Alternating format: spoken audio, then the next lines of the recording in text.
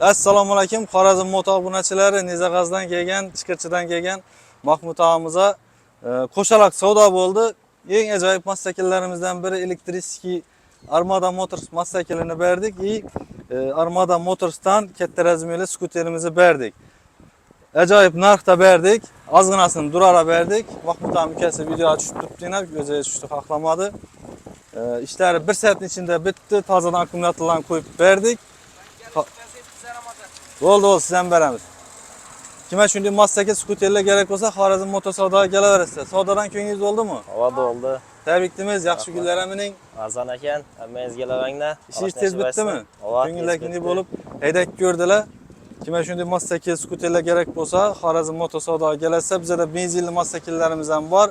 Manzil Xorazm viloyati Qo'shko'pir tumani Jayxun bozorida joylashgan. Oldindan 1 so'm to'lovsiz kredit ham chiqarib beramiz. Xorazm viloyati